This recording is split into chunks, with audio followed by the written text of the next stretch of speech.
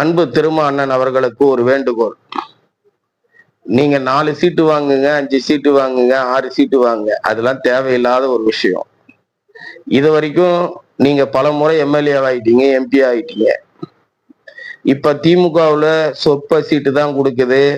BJP, சனாதனம், BJP உள்ள வந்துரும், இப்படி எல்லாம் சொல்லாம நீங்க சிந்தனை அண்ணன், ஆளூர் சானவாசு, எஸ் பாலாஜி, இப்படி இவங்களுக்கெல்லாம் சீட்டு கொடுக்காம நீங்க அடிப்படையில் கடலூர் மாவட்டத்தில் பல கஷ்டங்களையும் துன்பங்களையும் பல வழக்குகளையும் சந்தித்த போராளிகளுக்கு, கள போராளிகளுக்கு அந்த 6 சீட்டை கொடுத்து அழகு பாருங்கள். கிட்டத்தட்ட 25 ஆண்டுகளாக உங்களோடு களம் காணும் சிறுத்தைகளை அடையாளம் கண்டு இனிமேல் நீங்களும் எம்பியாக 2 சீட்டு கொடுப்பார்கள். அந்த 2 சீட்டு நானும் திரு ரவிக்குமாரும் நிற்போம் என்று சொல்லாமல், நீங்கள் தலைவராக ராமதாஸ், மருத்துவர் ராமதாஸ் போல் நீங்கள்லாம் இனிமே எம்எல்ஏ எம்பிக்கு நிக்காம நீங்க ஒரு சீட்டு வாங்கி கூட அதை ஒரு தொண்டனுக்கு கொடுங்க, அது ஒரு தோழனுக்கு கொடுங்க. சரியா?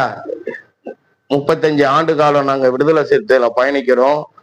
35 ஆண்டு காலம் விடுதலை சிறுத்தையிலேருந்து களப்பணி ஆட்டி பல வழக்குகள், சித்திரவாதிகள்லாம் அனுபவிச்சிருக்கிறோம். அப்படின்னு இருக்கிறவங்களுக்கு அந்த சீட்டை கொடுங்க. நீங்களே உங்க ஆயுள் முழுவதும் திமுகவுடைய கூட்டணி இருப்பீங்க. உங்க ஆயுள் முழுவதும் திமுகவோட 4 சீட்டு 5 சீட்டு வாங்கி இருப்பீங்க. அப்ப மத்தவெல்லாம் கஷ்டப்படுறவன், சிறை சென்றவன், உதப்பட்டவன், அடிப்பட்டவன், அவமானப்பட்டவன், அசிங்கப்பட்டவன், வீடு கொளுத்தப்பட்டவன், எரிய சொத்துக்களை இழந்தவன், இவெல்லாம் என்ன பண்ணுவான்?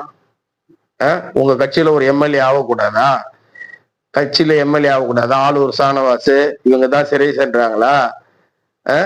எஸ் பாலாஜி தான் சிறை சென்றாருங்களா? சொல்லுங்க. அடிப்பட்டையில ரொம்ப கஷ்டப்பட்டவங்களுக்கு சீட்டு கொடுங்க. நான்லாம் எத்தனை முறை அடிபட்டிருக்கேன் தெரியுமா? முட்டத்துல என்னை எப்படி அடிச்சாங்க தெரியுமா? டிஏ சைக்கிள் போராட்டத்துல என்னை எப்படி அடிச்சாங்க தெரியுமா? உங்களை கைது பண்ணும் போது பசுவடைப்பு கேஸ்ல எங்களை எவ்வளவு சித்திரவாதப்படுத்தினாங்க தெரியுமா? நான் எவ்வளவு கொடுமைப்பட்டிருக்கேன் தெரியுமா? எவ்வளவு அடி வாங்கியிருக்கேன் தெரியுமா? காட்டுமுன்னாரிக்குடி ஸ்டேஷன்ல வச்சு என்ன மாதிரி அடி அடிச்சாங்க தெரியுமா? முட்டத்துல எம்ஆர்கே பன்னீர்செல்வனுடைய பெரியப்பா, சித்தப்பா எல்லாமே சேர்ந்து அந்த ஆலமரத்துல வச்சு போலீஸ் வச்சு எப்படி அடிச்சாங்க தெரியுமா? இதெல்லாம் வேதனைங்க. நீங்களே எம்எல்ஏ எம்பி ஆகிக்கினே இருந்தா இதெல்லாம் என்னங்க அர்த்தம்? நீங்களே யாரும் நிக்க கூடாது. மனசு வெறுத்து சொல்றேன், நீங்களே யாருமே நிக்க கூடாது. தொண்டர்களுக்கு கொடுங்க எம்எல்ஏவை.